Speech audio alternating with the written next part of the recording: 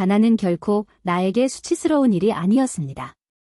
수치스러운 것은 우리에게 속하지 않은 것을 손에 넣으려 하거나 진정한 가치가 없는 것에 자신을 파는 것입니다.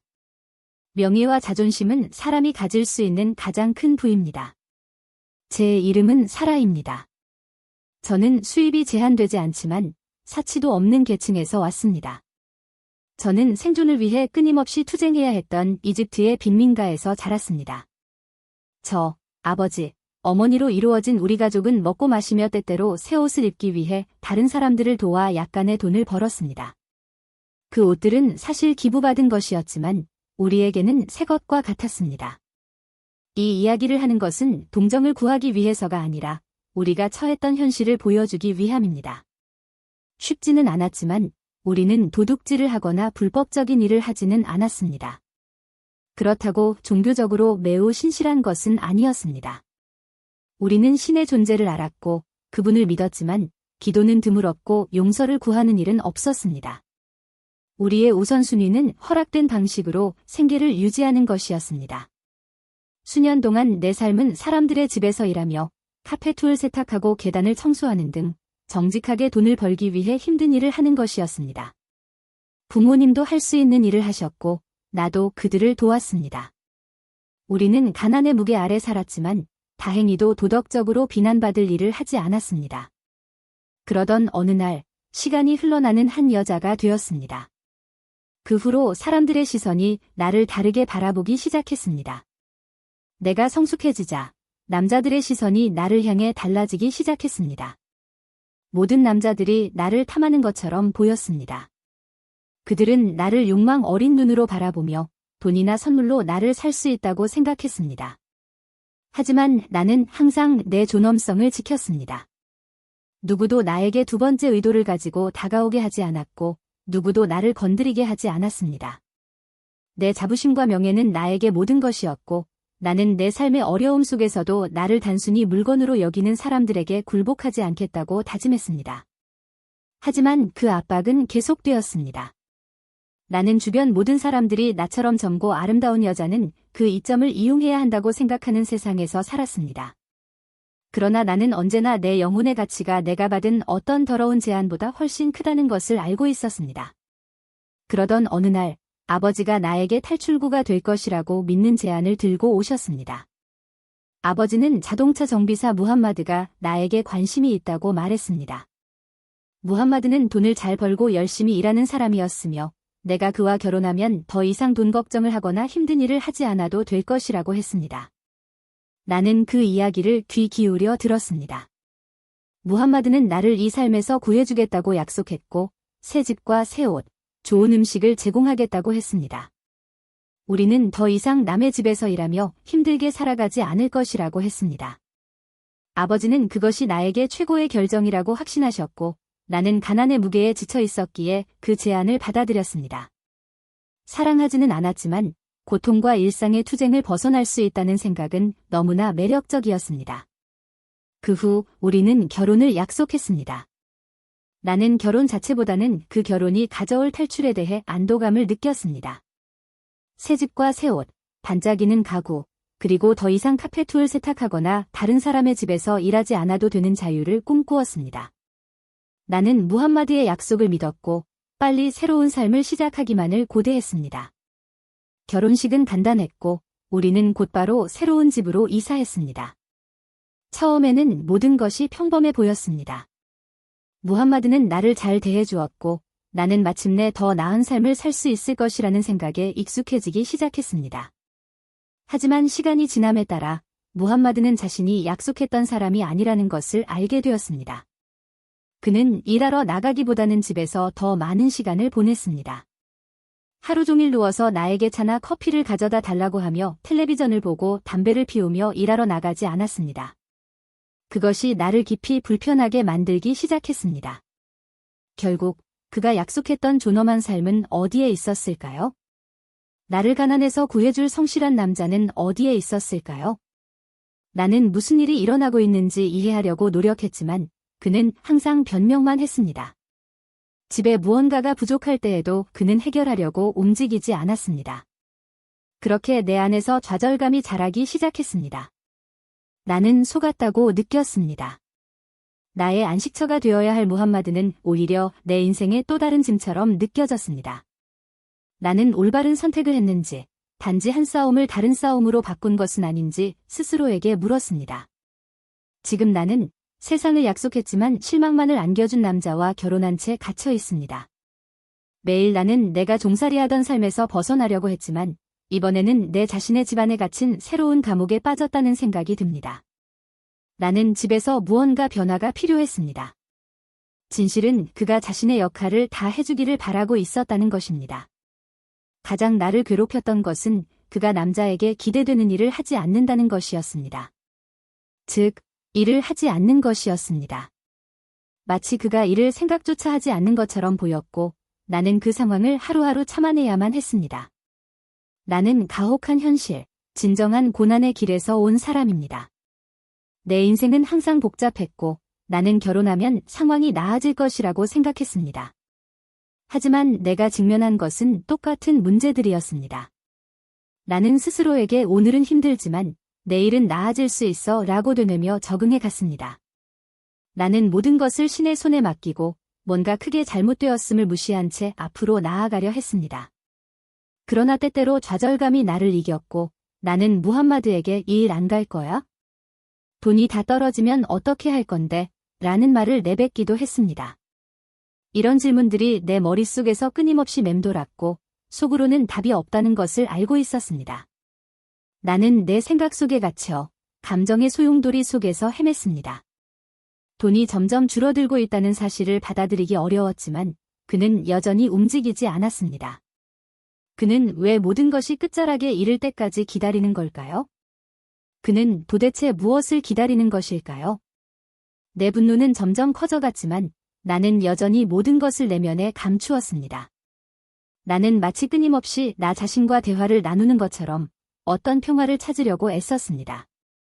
하지만 시간이 지남에 따라 그것은 점점 견딜 수 없게 되었습니다. 나는 계속해서 그는 왜 일을 안 갈까? 왜 집에서 아무것도 안 하고 있는 걸까? 라고 자문했습니다. 상황이 갈수록 복잡해지고 있었기 때문에 나는 참을 수가 없었습니다. 이런 생각들이 나를 잠식했지만 나는 여전히 침묵을 지켰습니다. 나는 싸우고 싶지 않았고 문제를 일으키고 싶지도 않았습니다. 그래서 나는 모든 것을 내 안에 담아두고 그 상황을 억지로 받아들이려고 했습니다. 그런 날들이 계속되던 중 어느 날 나는 무언가가 달라졌다는 것을 깨달았습니다. 나는 임신한 것을 알게 되었습니다. 그 사실은 충격이었지만 동시에 새로운 희망을 가져다 주었습니다. 이제 그가 움직이겠지 라고 생각했습니다. 이제 그가 걱정하겠지. 우리가 돌봐야 할 아이가 생겼으니까.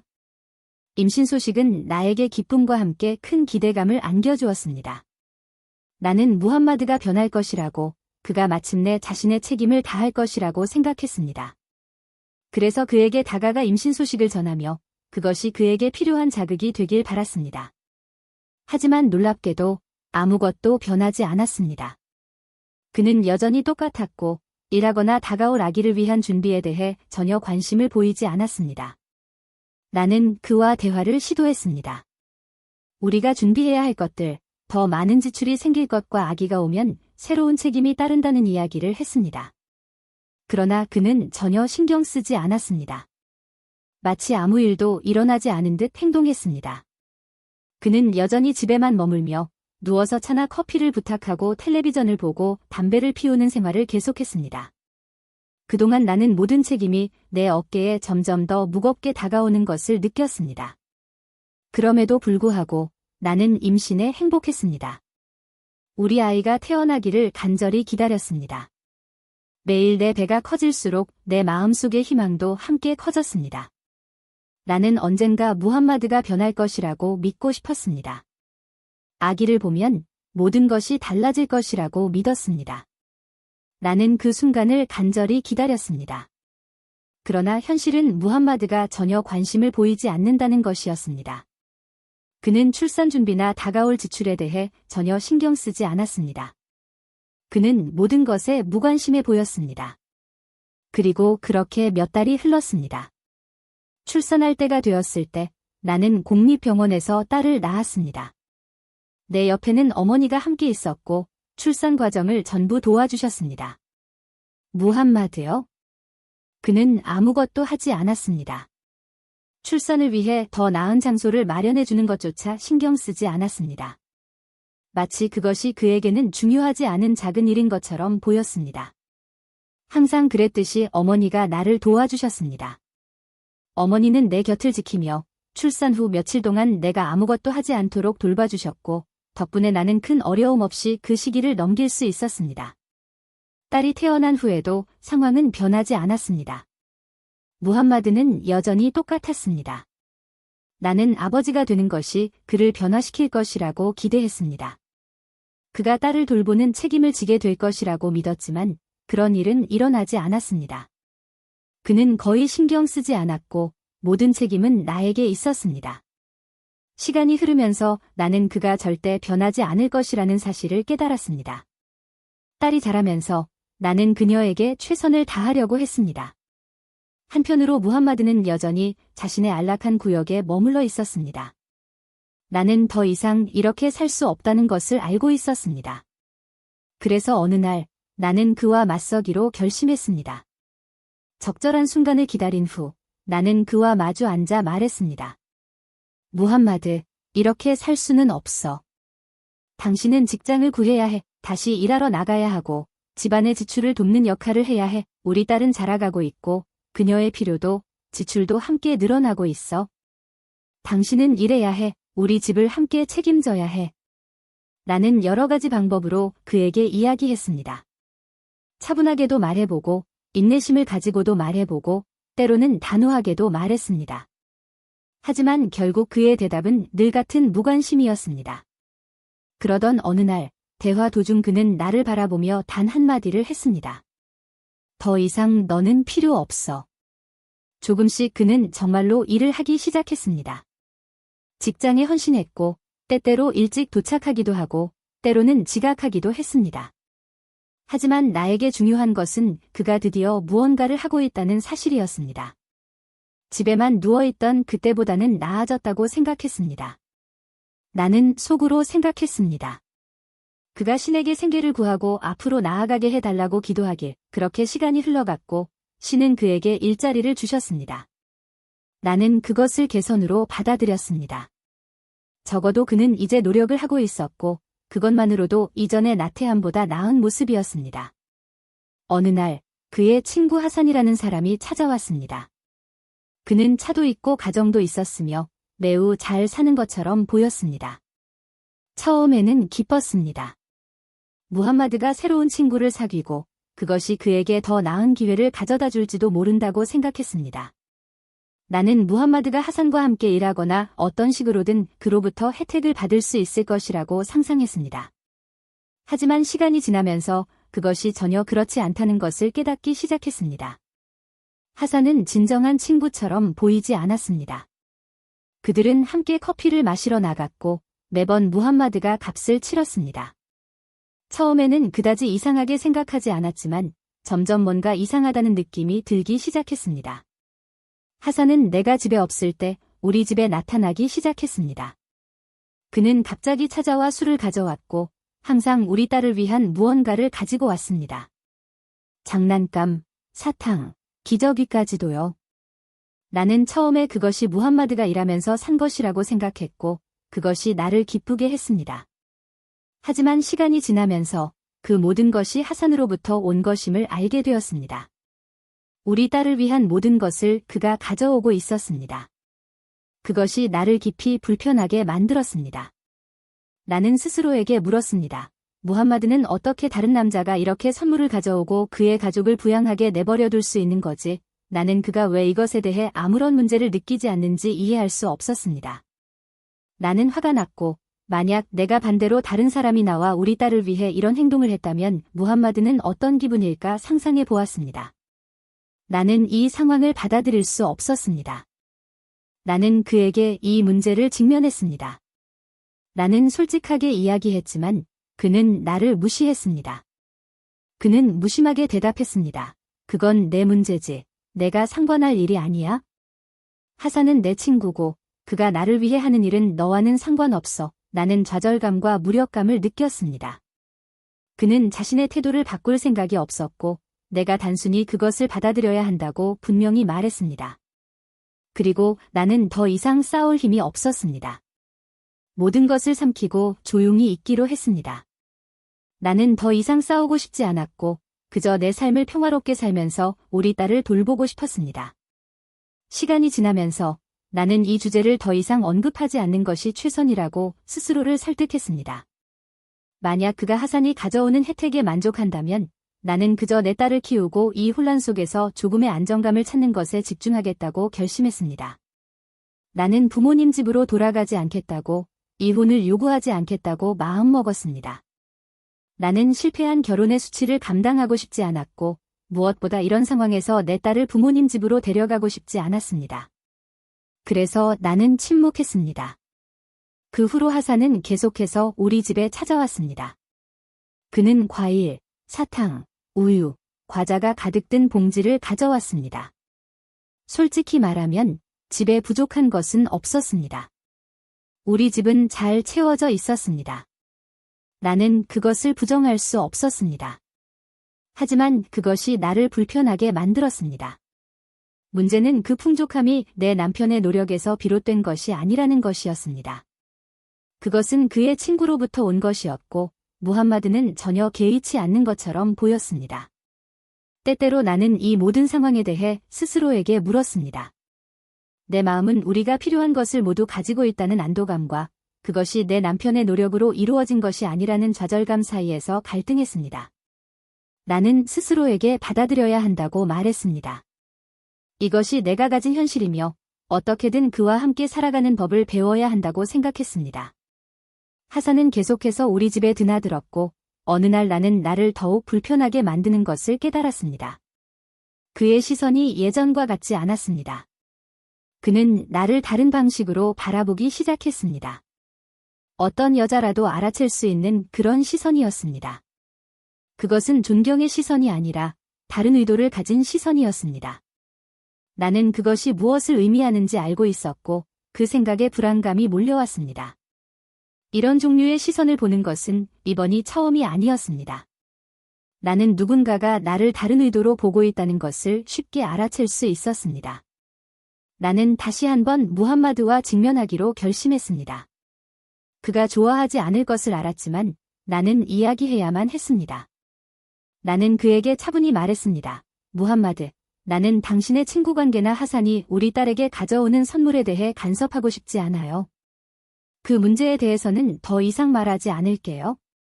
하지만 당신이 알아야 할 것이 있어요.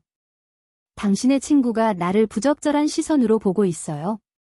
그가 나에게 보내는 시선은 그건 어떤 여자라도 알아챌 수 있는 시선이에요. 더 이상 편안함을 느낄 수 없었습니다.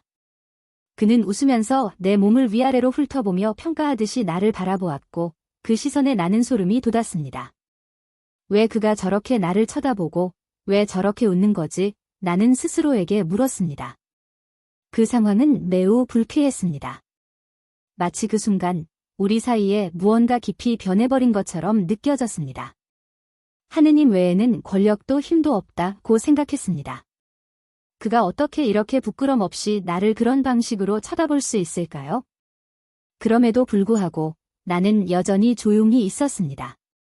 침착함을 유지하려 했으며 그냥 내버려 두자. 그는 원하는 대로 할 수 있다. 라고 스스로 되뇌었습니다. 비록 그것이 나를 불편하게 만들었지만 말입니다. 그는 내가 아름답다는 것을 알고 있었습니다. 내가 거리를 걸을 때 사람들의 시선을 느낄 수 있었기 때문입니다. 나는 매력적인 여인이었고 그는 그것을 알고 있었습니다. 하지만 나는 그 생각을 무시하려고 했습니다. 중요한 것은 내 마음을 다잡고 그런 일에 흔들리지 않는 것이었습니다. 우리는 거의 대화하지 않았습니다. 그는 가끔 그런 걸로 신경 쓰지 마, 그런 생각하지 마, 괜히 스트레스 받지 마 라는 식의 말을 던지곤 했습니다. 그는 내가 아무 일도 일어나지 않은 것처럼 행동하기를 원했습니다. 너무 깊이 생각하면 일이 커질 거야 라고 말하며 모든 것을 사소하게 만들려 했습니다. 하지만 내 안에서는 분노가 끓어오르고 있었습니다. 그는 어떻게 그렇게 차갑게 대할 수 있었을까요? 왜 그가 내 불편함을 알아차리지 못할까요? 사실 나는 그가 뭔가 행동을 취하길 바랐습니다. 적어도 친구가 우리 집에 오는 것을 막거나 내가 느끼는 불편함을 알아차리길 바랐습니다. 하지만 그는 아무것도 하지 않았습니다. 그는 돈 문제나 나에게 신경을 쓰는 것에 대해 전혀 관심이 없는 듯 보였습니다. 하산이 집에 다시 찾아올 때 이제 나는 아무런 감정도 느끼지 않았습니다. 그들이 함께 앉아있든 내가 그들에게 차를 준비해야 하든 상관없었습니다. 나는 부엌으로 가서 필요한 일을 하고 우리 딸과 함께 방에 틀어박혔습니다. 나는 불필요한 상호작용을 피하고 할 일만 하고 그 이상은 하지 않았습니다. 그리고 무함마드는 전혀 알아차리지 못했습니다. 그에게는 모든 것이 괜찮아 보였습니다. 무함마드의 이런 모습을 보면서 나는 그가 여전히 예전과 다름없다는 것을 깨달았습니다. 여전히 멀리 떨어져 있고 나와 대화하려는 관심도 내 말을 들으려는 의지도 없었습니다. 나는 차를 준비해 그들에게 내주고는 평소처럼 행동했습니다. 부끄러울 것도 없었고 그가 신경 쓰지 않으니 나도 신경 쓸 필요가 없다고 생각했습니다. 나는 그의 명예였고 그의 아내였습니다. 그는 나를 소중히 여겨야 했지만 그는 더 이상 그런 것에 관심이 없는 듯 보였습니다. 한편 하산은 계속해서 우리 집에 필요한 모든 것을 가져다주며 매우 친절하게 행동했습니다. 그가 내 남편이 해야 할 일을 대신하고 있었고 솔직히 말해 그것이 나를 불편하게 만들었습니다. 어떻게 무함마드는 다른 남자가 우리를 위해 모든 것을 해주는 것을 받아들일 수 있을까요? 나는 무엇을 생각해야 할지 알 수 없었지만 하산의 시선이 이상하다는 것을 깨닫고 있었습니다. 나는 확신을 가지고 싶었고 그것이 단순한 나의 추측인지 아니면 정말 무언가 더 있는 것인지 알고 싶었습니다. 어느 날 하산이 우리를 위해 저녁 식사를 가져왔습니다. 그것은 진수성찬이었습니다. 케밥, 코프타, 그릴에 구운 고기, 샐러드까지. 그는 음료와 간식, 최고의 음식을 가져왔습니다. 그것은 훌륭한 저녁 식사였고 나는 그들에게 차 2잔을 준비해야겠다 라고 생각했습니다. 부엌에서 차를 준비하던 중 갑자기 하산이 다가오는 것을 느꼈습니다. 그는 나를 뒤에서 껴안았습니다. 나는 잠시 얼어붙었지만 곧바로 돌아서서 그를 밀쳐냈습니다. 당신 여기서 뭐 하는 거야? 나는 소리쳤습니다. 무슨 짓을 하고 있는 거야? 하산은 매우 태연하게 난 널 사랑해. 난 항상 너를 좋아했어 라고 말했습니다. 나는 충격을 받았고 그 말을 이해하려 애썼습니다. 우리는 부엌에 있었고 내 남편은 거실에 있었는데 그가 그런 말을 하다니.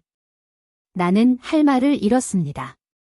그는 계속해서 내 남편은 걱정하지 마. 그는 신경 쓰지 않을 거야 라고 말했습니다. 나는 내가 듣는 말을 믿을 수 없었습니다. 어떻게 그가 신경 쓰지 않을 수 있단 말인가? 나는 하산에게 말했다. 내 남편이 알게 된다면 모든 것이 망가질 거야. 그의 삶도 우리의 삶도 파괴될 거야. 그는 어깨를 으쓱하며 말했습니다. 그건 말이 안 돼. 그를 잊어버려. 그럴 가치가 없어. 그는 계속해서 우리가 이런 관계를 이어가도 문제가 없다고 나를 설득하려 했고 나를 다른 곳에서 만나자고 요청했습니다. 나는 혼란스러웠고 모든 일이 어떻게 여기까지 왔는지 이해할 수 없었습니다. 그가 그런 말을 했다는 것이 내게는 전혀 이해되지 않았습니다. 그는 어떻게 감히 그런 말을 할 수 있을까요? 그리고 더 이해가 되지 않았던 것은 무함마드가 바로 밖에 앉아 있으면서도 아무것도 눈치채지 못했다는 것이었습니다. 그는 전혀 두려워하지 않았을까요? 그는 정말 신경 쓰지 않는 걸까요? 그의 무관심은 너무나 컸고 그가 우리가 들킬 가능성에 대해 전혀 신경 쓰지 않는 것 같았습니다. 하산이 마침내 물러섰을 때 나는 무함마드를 바라보며 그의 주의를 끌려고 했습니다. 나랑 있어줘. 제발 신경 좀 써줘. 그는 잠시 눈을 떴다가 다시 감았습니다. 그는 술을 너무 많이 마셔서 머리를 들기도 힘들었습니다. 나는 그를 자게 놔두고 스스로에게 말했습니다. 내일 해결해야겠어. 그가 아침에 깨어나자마자 나는 시간을 낭비하지 않았습니다. 나는 곧바로 본론으로 들어갔습니다. 무함마드, 우리 대화가 필요해. 그는 아직 잠에 덜 깬 상태였지만 나는 기다리지 않았습니다. 나는 하산과 지난밤에 있었던 일을 그에게 모두 말했습니다. 하산이 나를 어떻게 쳐다봤고 무슨 말을 했으며 무함마드가 바깥에 있는 동안 하산이 나에게 무엇을 시도했는지 말했습니다. 나는 그의 반응을 기대했습니다. 충격이나 분노 같은 반응을 기대했지만 그는 그저 나를 차분하게 바라보며 말했다. 괜찮아. 나는 경악했습니다. 괜찮다니, 그게 무슨 말이야? 나는 이해하려고 애썼습니다.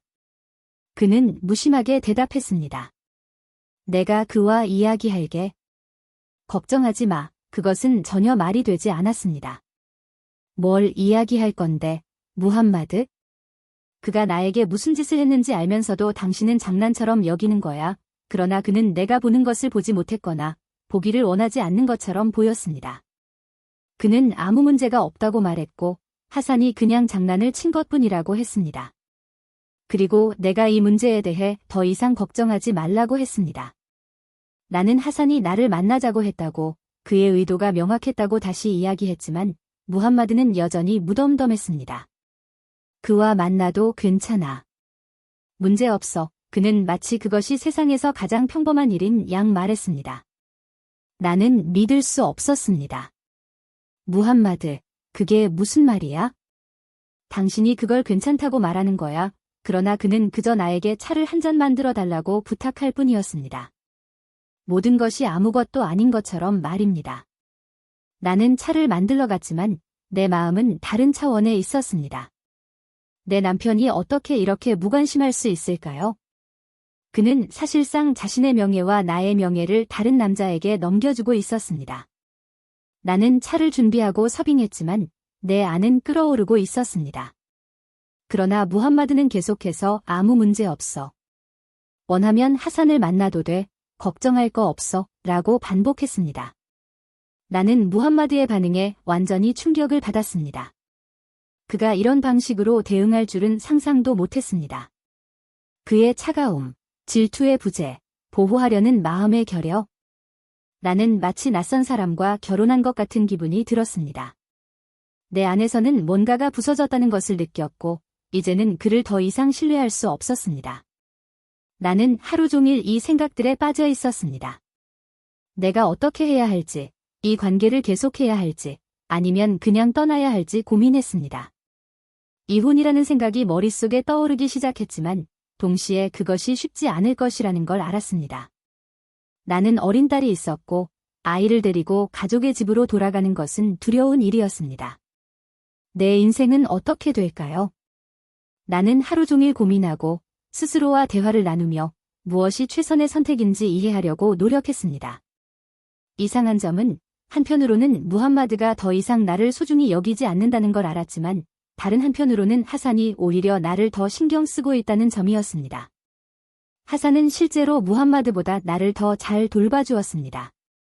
그는 우리 집에 필요한 모든 것을 가져다 주었고 나에게 부족함이 없게 했으며 내가 더 이상 받지 못하는 관심과 질투를 보여주었습니다. 나는 이것을 인정하기 어려웠지만 점점 편안함을 느끼기 시작했습니다. 하산이 무함마드가 포기한 자리를 채우고 있다고 느꼈습니다. 나는 내 안에서 위험한 단계로 접어들고 있다는 걸 알고 있었습니다. 하산을 만나는 생각이 내 머릿속에 스치긴 했지만 나는 그것을 저항하고 있었습니다. 그것이 모든 것을 더 악화시킬까봐 또 하나의 착각일까봐 두려웠습니다. 그러나 마치 악마가 내 귀에 속삭이는 것처럼 점점 그것이 나에게 더 나은 선택일 수 있다는 생각을 하기 시작했습니다. 사실 나는 이미 생각 속에서 무함마드를 배신하기 시작했고 이런 식으로 계속하다 보면 결국 실제로 배신하게 될 것이라는 걸 알았습니다. 내 삶의 이 새로운 단계는 나를 두렵게 만들었습니다. 나는 내 남편을 배신할 뻔했다는 걸 믿을 수 없었고 더구나 그 일이 우리 집에서 남편의 묵인하에 벌어질 뻔했다는 것이 믿기지 않았습니다. 하지만 그곳에 내가 있었습니다. 나의 욕망, 두려움, 그리고 더 이상 주위를 신경 쓰지 않는 남편의 차가움 사이에서 길을 잃고 있었습니다. 어느 날 하산이 우리를 위해 저녁 식사를 가져왔습니다. 그것은 진수성찬이었습니다. 케밥, 코프타, 그릴에 구운 고기, 샐러드까지. 그는 음료와 간식, 최고의 음식을 가져왔습니다. 그것은 훌륭한 저녁 식사였고 나는 그들에게 차 2잔을 준비해야겠다 라고 생각했습니다. 부엌에서 차를 준비하던 중 갑자기 하산이 다가오는 것을 느꼈습니다. 그는 나를 뒤에서 껴안았습니다. 나는 잠시 얼어붙었지만 곧바로 돌아서서 그를 밀쳐냈습니다. 당신 여기서 뭐 하는 거야? 나는 소리쳤습니다. 무슨 짓을 하고 있는 거야? 하산은 매우 태연하게 난 널 사랑해. 난 항상 너를 좋아했어 라고 말했습니다. 나는 충격을 받았고 그 말을 이해하려 애썼습니다. 우리는 부엌에 있었고 내 남편은 거실에 있었는데 그가 그런 말을 하다니. 나는 할 말을 잃었습니다. 그는 계속해서 내 남편은 걱정하지 마. 그는 신경 쓰지 않을 거야 라고 말했습니다. 나는 내가 듣는 말을 믿을 수 없었습니다. 어떻게 그가 신경 쓰지 않을 수 있단 말인가? 나는 하산에게 말했다. 내 남편이 알게 된다면 모든 것이 망가질 거야. 그의 삶도, 우리의 삶도 파괴될 거야. 그는 어깨를 으쓱하며 말했습니다. 그건 말이 안 돼. 그를 잊어버려. 그럴 가치가 없어. 그는 계속해서 우리가 이런 관계를 이어가도 문제가 없다고 나를 설득하려 했고, 나를 다른 곳에서 만나자고 요청했습니다. 나는 혼란스러웠고, 모든 일이 어떻게 여기까지 왔는지 이해할 수 없었습니다. 그가 그런 말을 했다는 것이 내게는 전혀 이해되지 않았습니다. 그는 어떻게 감히 그런 말을 할 수 있을까요? 그리고 더 이해가 되지 않았던 것은 무함마드가 바로 밖에 앉아 있으면서도 아무것도 눈치채지 못했다는 것이었습니다. 그는 전혀 두려워하지 않았을까요? 그는 정말 신경 쓰지 않는 걸까요? 그의 무관심은 너무나 컸고 그가 우리가 들킬 가능성에 대해 전혀 신경 쓰지 않는 것 같았습니다. 하산이 마침내 물러섰을 때 나는 무함마드를 바라보며 그의 주의를 끌려고 했습니다. 나랑 있어줘. 제발 신경 좀 써줘. 그는 잠시 눈을 떴다가 다시 감았습니다. 그는 술을 너무 많이 마셔서 머리를 들기도 힘들었습니다.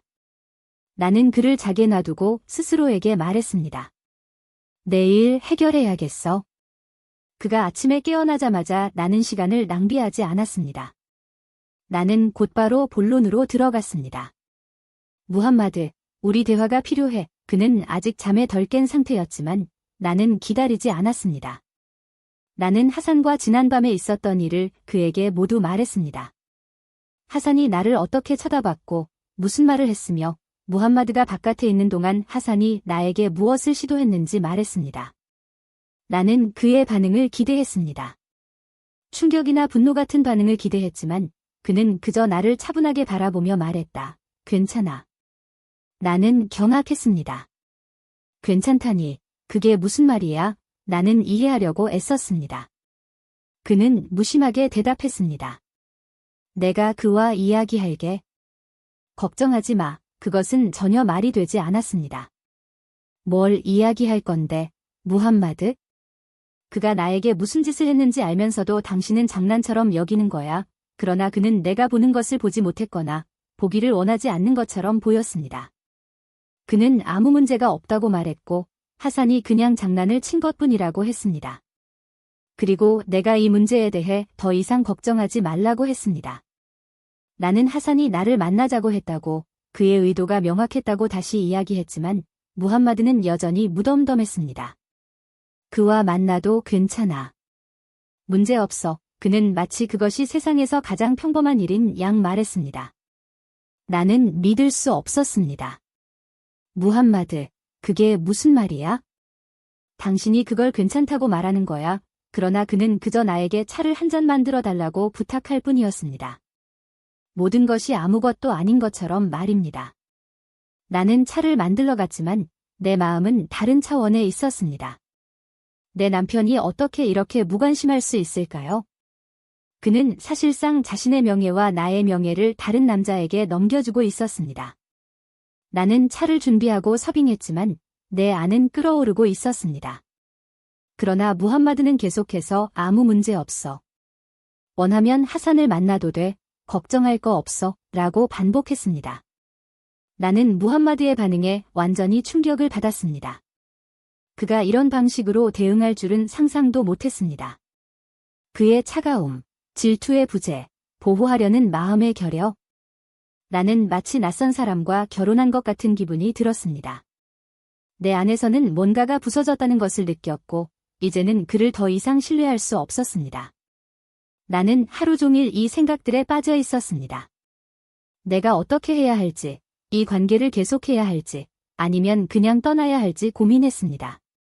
이혼이라는 생각이 머릿속에 떠오르기 시작했지만, 동시에 그것이 쉽지 않을 것이라는 걸 알았습니다. 나는 어린 딸이 있었고, 아이를 데리고 가족의 집으로 돌아가는 것은 두려운 일이었습니다. 내 인생은 어떻게 될까요? 나는 하루 종일 고민하고 스스로와 대화를 나누며 무엇이 최선의 선택인지 이해하려고 노력했습니다.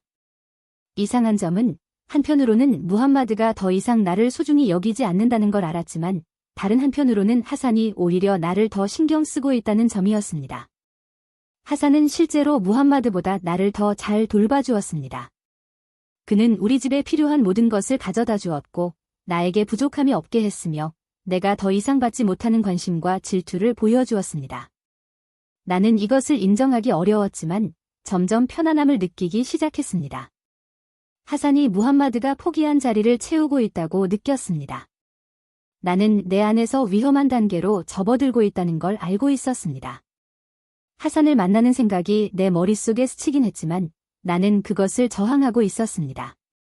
그것이 모든 것을 더 악화시킬까봐 또 하나의 착각일까봐 두려웠습니다. 그러나 마치 악마가 내 귀에 속삭이는 것처럼 점점 그것이 나에게 더 나은 선택일 수 있다는 생각을 하기 시작했습니다. 사실 나는 이미 생각 속에서 무함마드를 배신하기 시작했고 이런 식으로 계속하다 보면 결국 실제로 배신하게 될 것이라는 걸 알았습니다. 내 삶의 이 새로운 단계는 나를 두렵게 만들었습니다. 나는 내 남편을 배신할 뻔했다는 걸 믿을 수 없었고 더구나 그 일이 우리 집에서 남편의 묵인하에 벌어질 뻔했다는 것이 믿기지 않았습니다. 하지만 그곳에 내가 있었습니다. 나의 욕망, 두려움, 그리고 더 이상 주위를 신경 쓰지 않는 남편의 차가움 사이에서 길을 잃고 있었습니다. 모든 일은 하산이 마치 가족의 일원인 것처럼 우리와 더 많은 시간을 보내기 시작하면서 시작되었습니다. 처음으로 우리 사이에 무슨 일이 일어났을 때 무함마드는 복도에 앉아 있었습니다. 하산은 방으로 들어왔고 내 남편이 바로 근처에 있었음에도 불구하고 무슨 일이 벌어지는지 전혀 알지 못했습니다. 무함마드는 모든 것에 무관심한 것처럼 보였고 아무것도 중요하지 않은 듯했습니다. 그는 항상 아무것도 모른다고 반복하며 세상과 동떨어진 것처럼 행동했습니다. 하지만 하산은 모든 것을 알고 있었습니다. 그는 이 상황을 누구보다도 잘 이해하고 있었고 남편이 옆에 있어도 우리 사이에 무슨 일이 일어나는 것을 막을 수 없다는 것을 알았습니다. 그렇게 우리의 관계가 시작되었습니다. 처음에는 긴장됐지만 점차 반복적인 일이 되었습니다. 하루하루 하산은 방으로 들어왔고 무함마드는 여전히 바깥에 앉아 아무것도 모르는 듯하거나 신경 쓰지 않았습니다. 시간이 지남에 따라 일이 반복되었고 나는 그 횟수를 셀 수 없을 정도가 되었습니다. 그것은 일상적인 일이 되어버렸습니다. 하산은 우리가 필요로 하는 모든 것을 집에 가져왔습니다. 음식, 담배, 술 등을 가져왔고 무함마드는 구석에서 술을 마시며 잠들기까지 하면서 주변에서 일어나는 일들에 대해 전혀 알지 못했습니다. 시간이 흐르면서 하산과 무함마드는 함께 밖에 나가서 커피를 마시고 대화를 나누기까지 했습니다. 어느 순간 하산이 무함마드에게 너희 집에 갈게 라고 말하면 무함마드는 아무런 생각 없이 그래, 문제없어. 거기서 필요한 거 있어? 라고 대답했습니다. 나는 모든 것이 너무나 자연스럽게 흘러가는 것이 당혹스러웠습니다. 마치 그것이 세상에서 가장 평범한 일인 것처럼 말이죠. 하산은 집으로 와서 무함마드가 원했던 모든 것을 가져왔습니다. 비밀은 없었고 모든 것이 모두의 눈앞에서 벌어졌지만 무함마드는 그 모든 것을 보지 못하는 것 같았습니다. 한때 나는 상황이 바뀌길 바랐습니다. 무함마드가 무슨 일이 일어나고 있는지 깨닫고 현실을 직시할 것이라고 생각했습니다. 하지만 그런 일은 절대 일어나지 않았습니다. 나는 무함마드가 이미 나를 포기했다는 것을 알고 있었습니다. 그는 하산이 모든 것을 집안일과 장보기, 그리고 결국 나까지도 돌보게 내버려 두는 것이 더 좋다고 생각했습니다. 이 상황에 점점 불안함을 느끼기 시작했고 그것이 나에게 무엇을 의미하는지 고민하게 되었습니다. 나는 정말 하산의 아내가 되어버린 것일까요? 무함마드는 더 이상 내 남편처럼 행동하지 않았습니다. 그는 나를 거의 건드리지도 않고 나와 대화하지도 않았으며 자신이 맡아야 할 모든 책임을 하산에게 넘겨주었습니다. 나는 무함마드가 처음부터 왜 나와 결혼했는지 의문이 들기 시작했습니다. 그는 우리 가정을 책임질 의도조차 없었던 것일까요? 시간이 흐를수록 나는 하산과의 관계가 더 깊어지고 있다는 것을 느꼈습니다. 나는 점점 그에게 더 의지하게 되었고 반대로 무함마드는 나에게서 멀어져 갔습니다. 하산이야말로 진정한 집안의 가장처럼 보였고 무함마드는 그저 구경꾼처럼 느껴졌습니다. 어느 순간 나는 더 이상 무함마드와 함께하는 것이 의미가 없다고 느끼기 시작했습니다. 하산과 만날 때마다 나는 내 남편으로부터 더 멀어지고 있다는 느낌을 받았습니다. 무함마드는 언제까지 이 모든 것을 지나치며 아무것도 모르는 척하거나 신경 쓰지 않을까요? 나는 알 수 없었습니다. 하지만 점점 더 명확해진 것은 그가 무슨 일이 벌어지고 있는지 알고 있으면서도 무시하고 있다는 사실이었습니다. 그는 그저 현실을 받아들이기를 거부한 채 모든 것을 보지 않으려 했습니다. 하산이 우리 사이에 또 다른 만남을 마치고 마침내 떠난 후 나는 혼자 앉아 완전히 좌절한 상태였습니다. 무언가 변화해야 한다는 것을 알고 있었습니다. 무함마드는 반응할 것 같지 않았습니다. 그는 이미 모든 것을 포기한 것처럼 보였고 나 역시 어느 정도 그를 포기한 상태였습니다. 하산은 남편이 비워둔 모든 자리를 채웠고 시간이 지나면서 나는 무함마드의 아내라기보다 하산의 아내가 되어버렸다는 사실을 받아들이게 되었습니다. 나는 오랫동안 그 생각에 잠겨 있었습니다. 어떻게 내가 이 지경에 이르게 되었을까요? 남편을 배신하고 있다는 사실을 알고 있었고 가장 괴로운 것은 무함마드가 이를 묵인하는 듯 보인다는 점이었습니다. 나는 무함마드를 바라보며 생각했습니다. 그는 모든 것을 알고 있지만 그냥 모른 척하고 있을 뿐이야. 그게 우리가 살고 있는 현실이었고 나는 어떻게든 이 상황을 바꾸어야 한다는 것을 알고 있었습니다. 이 상황이 얼마나 잘못되었는지 깨닫는 고통은 숨막힐 정도였습니다. 어느 남자도 이런 상황을 용납할 수는 없을 것입니다. 나는 그 사실을 잘 알고 있었습니다. 누구든지 자신의 집, 가족, 명예, 그리고 평판을 지키기 위해 싸우는 것이 자연스러운 일입니다. 그러나 무함마드는 마치 모든 것을 무관심하게 내버려두고 있었고 더 이상 아무것도 중요하지 않은 것처럼 행동했습니다. 물론 하산은 이 모든 상황을 정확히 이해하고 있었습니다. 그는 내가 원하는 것이 돈이라는 것을 알고 있었고 나는 그 대가로 내 명예를 스스로 팔고 있었습니다. 하지만 하산은 내가 그런 생각을 하지 않도록 계속해서 나에게 걱정하지 말라고 했습니다. 시간이 지날수록 그것은 나를 점점 더 갉아먹기 시작했습니다. 매일 나는 더 불안하고 화가 나 있었습니다. 모든 것을 버리고 떠나고 싶다는 생각이 들기도 했습니다. 내 어머니는 언제나 나의 피난처였기에 나는 어머니의 집으로 돌아가고 싶은 유혹을 받았습니다. 마치 그것이 내가 겪고 있는 혼란으로부터 벗어날 수 있는 방법인 것처럼 느껴졌습니다. 하지만 동시에 내가 저지르고 있는 일로 인해 스스로가 더럽고 경멸스러워지고 있다는 사실을 부인할 수 없었습니다. 그때 나는 하산을 다른 시각으로 보기 시작했습니다. 그가 유일하게 나를 보호하고 돌봐주는 사람이었습니다. 그는 나에게 질투를 느꼈고 나에게 필요한 모든 것을 제공해 주었으며 나를 원하게 만들었습니다. 반면에 내 남편 무함마드는 내가 있어도 없는 것처럼 행동했습니다. 하산만이 나에게 진정한 관심을 보이는 유일한 사람이었죠. 하산은 여러 번 나에게 무함마드와 이혼하면 자신이 나와 결혼하겠다고 말했습니다. 그는 나를 사랑한다고 그리고 나를 보호하고 싶다고 여러 차례 말했습니다. 그는 내가 겪었던 모든 고통에 대한 보상을 해주고 싶어 했습니다. 그리고 시간이 지날수록 나는 그의 말을 믿기 시작했습니다. 인정하기 싫었지만 나는 하산을 사랑하게 되었습니다. 그는 나를 살아있게 만들었고 무함마드는 나를 보이지 않게 만들었습니다. 점점 나는 하산이야말로 무함마드가 결코 될 수 없는 남자라는 사실을 깨닫게 되었습니다. 나는 상황이 나를 잘못된 선택으로 이끌었고 내가 상상도 하지 못한 위치에 나를 놓이게 했다는 것을 알고 있습니다. 하지만 동시에 나는 내 자신이 아무런 행동을 하지 않았다는 점을 자책하기 시작했습니다. 아마 내가 무함마드가 책임을 다하지 않을 거라는 사실을 깨달았을 때 이혼을 했더라면 모든 것이 달라졌을 것입니다. 나는 다른 길을 걸었을 수도 있었고 내 존엄성을 지킬 수 있었을지도 모릅니다. 하지만 나는 그러지 않았습니다. 그 대신 상황이 나를 집어삼키게 두었고 받아들일 수 없는 일을 받아들이며 이제는 빠져나올 수 없는 끝없는 악순환 속에 갇히게 되었습니다. 며칠 동안 나는 이 일에 대해 깊이 생각했습니다. 하산이 정말 나를 그렇게 사랑했다면 왜 처음부터 나와 결혼하지 않았을까? 왜 그는 이렇게 오랜 시간을 기다렸을까? 그 답은 분명했습니다. 하산도 우리 관계가 잘못되었음을 알고 있었지만 나처럼 그도 그 관계에서 이익을 얻고 있었습니다.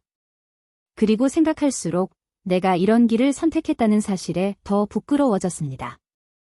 하지만 속으로는 무함마드도 이 상황에 책임이 있다는 걸 알고 있었습니다. 그의 무관심과 방치가 나를 이 길로 내몰았기 때문입니다. 어느 날 하산이 전화를 걸었습니다. 그는 그날 밤에 나에게 그의 집에 오라고 했습니다. 나는 망설였습니다. 왜 가야 하냐고 물었고 그는 내게 필요하다고 하며 꼭 와야 한다고 했습니다. 하지만 그날은 뭔가 달랐습니다.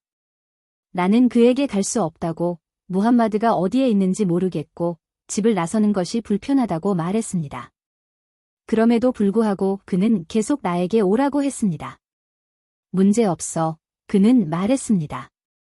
하지만 나는 처음으로 정말로 거절하고 싶었습니다. 나는 더 이상 이 관계를 이어가고 싶지 않았습니다. 그럼에도 불구하고 무언가가 나를 다시 끌어당겼습니다. 나는 하산의 집으로 갔고 무엇을 해야 할지 알 수 없었습니다. 그곳에 도착하자마자 샤워를 하고 옷을 갈아입고 기다렸습니다. 우리는 임대한 아파트에 있었고 누군가 나를 들어가는 것을 봤을지 전혀 알 수 없었습니다. 하지만 그렇게 오랜 시간 기다린 후 예상치 못한 일이 일어났습니다. 하산은 들어오지 않았습니다. 그는 밖에 머물렀습니다. 그가 마침내 문을 열고 나가려고 할 때 아파트 아래층에 사는 정육점 주인 파라와 마주쳤습니다. 그 남자는 우리를 지켜보고 있었습니다.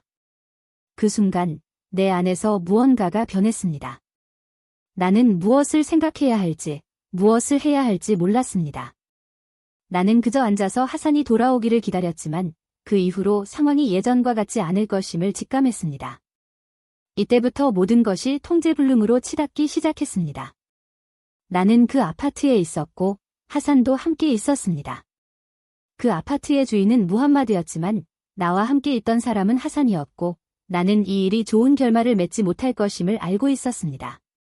파라, 정육점 주인은 혼란스러워하며 이 상황을 이해하려고 했습니다. 하산, 여기서 뭐 하는 거야? 라고 그는 물었습니다.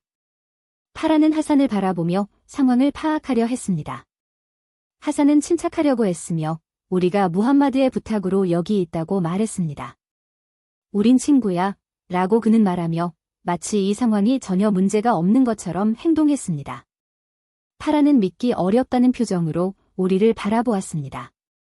그는 무언가가 잘못되었다는 것을 알고 있었습니다. 그럼 무함마드는 너희가 이렇게 여자들을 데리고 오는 걸 허락해? 그는 냉소적인 웃음을 지으며 물었습니다. 하산은 미소를 유지하며 문제없다고 했고 우리는 자주 여기서 함께 지낸다고 했습니다. 파라는 잠시 망설였지만 결국 알겠어. 그럼 들어가 라고 말했습니다. 하지만 나는 이 상황이 그렇게 간단하지 않다는 것을 알고 있었습니다. 그가 떠난 후 하산은 문을 잠갔습니다. 공기는 무겁게 느껴졌고 나는 점점 더 긴장했습니다. 이제 어떡하지? 나는 생각했습니다. 정육점 주인은 무슨 일이 일어나고 있는지 알고 있었고 그가 입을 열면 큰 스캔들이 될 것이 분명했습니다. 우리는 어떻게 이 상황에서 빠져나갈 수 있을지 전혀 알 수 없었습니다. 우리가 나갈 때 어떻게 하지? 나는 떨리는 목소리로 하산에게 물었습니다. 그는 항상 자신감을 유지하려 했으며 걱정하지 말라고 했습니다. 내가 해결할게 라고 그는 장담했지만 나는 우리가 곤경에 빠졌다는 사실을 이미 알고 있었습니다. 그때 예상치 못한 일이 일어났습니다. 우리는 침착하려 애쓰고 있었는데 무함마드의 전화가 울렸습니다. 전화한 사람은 정육점 주인이었고 그는 직접 무함마드에게 말했습니다. 내 아파트에 하산이라는 남자가 있어 라고 말했습니다. 물론 무함마드는 무슨 일이 일어나고 있는지 너무나 잘 알고 있었지만 내색하지 않았습니다. 그런데 그날 그는 더 이상 참을 수 없다는 결정을 내렸습니다. 그는 분노에 휩싸였고 나는 상황이 폭발 직전임을 느꼈습니다. 무함마드는 폭풍처럼 아파트에 나타났습니다. 그는 명예를 지키기 위해 복수하려는 결심을 한 상태였습니다. 그가 도착했을 때 완전히 이성을 잃은 사람처럼 보였습니다. 나는 무엇을 해야 할지 몰랐습니다. 하산은 무함마드를 진정시키려 하며 상황이 보이는 것과는 다르다고 말했지만 무함마드는 그 말을 들을 마음이 없었습니다. 그는 총을 들고 있었고 나는 그가 그런 일을 할 줄은 상상도 못했습니다. 그 순간 모든 것이 멈춘 것처럼 느껴졌습니다. 하산은 침착함을 유지하려 했지만 그의 눈에서 두려움이 보였습니다. 그도 이 상황이 생과 사의 갈림길에 있다는 것을 알고 있었습니다. 무함마드는 소리치며 하산에게 총을 겨누었고 나는 그저 한 가지 생각만 할 수 있었습니다. 이건 잘못될 거야. 하산은 대화하려고 다가갔지만 무함마드는 완전히 이성을 잃은 상태였습니다. 그는 더 이상 듣고 싶어 하지 않았습니다. 나는 무엇을 해야 할지 몰랐고 그저 두려움 속에서 상황을 지켜보기만 했습니다. 그리고 순식간에 모든 것이 변했습니다. 총이 발사되었습니다. 총알은 무함마드의 턱을 맞췄고 그의 두개골을 관통해 머리를 산산조각 냈습니다. 그의 몸은 둔탁한 소리와 함께 바닥에 쓰러졌고 피가 바닥에 퍼지기 시작했습니다. 나는 그 자리에 얼어붙었습니다. 움직일 수도 소리칠 수도 없었습니다. 내가 할 수 있는 것은 그저 내 앞에 쓰러져 있는 무함마드의 죽은 몸을 바라보는 것뿐이었습니다. 하산은 그 모든 일에도 불구하고 이상할 정도로 차분해 보였습니다. 그는 밖에 있던 친구들에게 전화를 걸어 도움을 청했습니다. 그는 무슨 일이 일어났는지 알리기 전에 무함마드의 시신을 처리해야 한다는 것을 알고 있었습니다. 친구들이 도착했고 하산은 그들에게 돈을 주겠다며 도움을 요청했습니다. 그들은 엄청난 금액을 요구했지만 하산은 그들에게 줄 수 있는 돈이 얼마 되지 않았습니다. 그럼에도 불구하고 그들은 그 금액을 받고 무함마드의 시신을 담요에 싸서 쓰레기처럼 끌고 나갔습니다. 가는 도중에 하산이 나에게 전화를 걸었습니다. 사라, 걱정하지 마. 모든 게 잘 될 거야. 라고 말했지만 나는 모든 것이 잘못되고 있다는 것을 알고 있었습니다. 나는 공포에 휩싸여 있었습니다. 아파트로 돌아왔을 때 그곳에는 여전히 피가 흥건했습니다. 나는 모든 흔적을 지우기 위해 피를 닦아냈지만 내가 겪은 일들이 내 안에 남아있다는 것을 깨달았습니다. 곧 경찰의 조사가 시작되었고 내가 조사를 받을 차례가 되었을 때 내 몸은 두려움에 떨고 있었습니다. 나는 그 상황에 준비되지 않았습니다. 무슨 일이 일어났는지 어떻게 설명해야 할지, 그리고 나를 집어삼키는 죄책감과 어떻게 맞서야 할지 전혀 몰랐습니다. 내 얼굴에는 긴장이 가득했고 내가 알 수 있었던 것은 이제 모든 것이 이전과 같지 않을 것이라는 사실뿐이었습니다. 조사팀장이 질문을 시작했을 때 그가 의심스럽게 여기는 것 같다는 느낌을 받았습니다. 그는 이리저리 움직였고 그것은 나를 완전히 불안하게 만들었습니다. 그 순간 모든 것이 내 안에서 무너졌고 나는 결국 모든 것을 자백하고 말았습니다. 나는 그들에게 무함마드는 내 남편이 될 자격이 없었고 그가 죽어 마땅하다고 말했습니다. 그는 진정한 남자가 아니었고 명예도 없었으며 우리 집에서 용납할 수 없는 일들이 벌어지도록 방치했습니다. 나는 그가 마치 내 명예가 아무것도 아닌 것처럼 나를 친구들과 놀도록 내버려뒀다고 털어놓았습니다. 조사팀장은 내가 말하는 동안 그저 듣고만 있었고 하산이 다른 말을 했다고 언급했을 때 나는 놀랐습니다. 그는 하산이 무함마드가 그의 상사였고 내가 이미 다른 남자들과도 엮였다고 말했다고 전했습니다. 그 말은 나에게 큰 충격을 안겼습니다. 하산은 내가 그와 관계를 가진 첫 번째 여자가 아니었고 내 남편이 모든 것을 알고 있었으며 내가 이 더러운 게임의 일부라고 주장했습니다. 나는 충격에 빠졌습니다. 그 이야기는 나에게 전혀 말이 되지 않았습니다. 하산이 모든 것을 꾸며낸 것인지 아니면 무함마드가 실제로 그에게 그런 말을 했는지 알 수 없었습니다. 나는 모든 것에 대해 의심하기 시작했습니다. 무함마드가 정말로 그런 말을 했을까요? 그가 무슨 이유에서든 이 모든 일이 일어나도록 허용했을까요?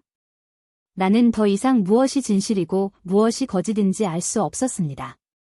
하산의 말이 내 머릿속에서 맴돌았습니다.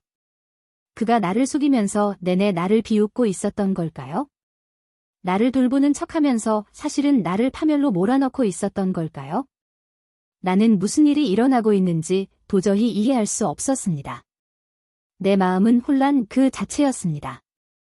나는 정말로 과거로 돌아가 무함마드에게 이 모든 것이 사실인지 물어볼 수 있었을까 자문했습니다. 그는 자신이 무슨 짓을 하고 있는지 알고 있었을까요? 아니면 약물과 술이 그의 현실 감각을 완전히 망가뜨렸을까요? 진실은 내가 더 이상 아무것도 모른다는 것이었습니다. 정육점 주인이 무함마드의 명예를 되찾으려고 했을 때 상황은 엉망으로 변해버렸습니다. 모든 것이 통제불능이 되었고 그 순간 나는 내 인생이 완전히 망가졌다는 것을 깨달았습니다. 무함마드는 죽었고 나는 살인 혐의를 받고 있었으며 이 사건에 관련된 모든 사람들도 체포되었습니다. 단 한 가지 다른 점은 하산이 사형 선고를 받았다는 것이었습니다. 나는 더 이상 누구를 믿어야 할지 몰랐습니다. 하산은 항상 나를 위해 모든 것을 하고 있다고 내가 평화롭게 딸을 키울 수 있기를 바란다고 말했지만 이제는 그가 내내 나를 가지고 놀고 있었던 것은 아닌지 의심이 들었습니다. 그는 정말로 나를 보호하려 했던 걸까요? 아니면 그저 이 상황을 이용하고 있었던 걸까요? 조사는 계속되었고 결국 내 인생은 완전히 파괴되었습니다. 나는 내 딸이 평생 이 스캔들의 무게를 짊어지고 살아가야 할 것을 알았습니다. 이 모든 일은 내가 잘못된 길로 빠졌기 때문에 그리고 무함마드가 나를 그 길로 내몰았기 때문에 일어났습니다.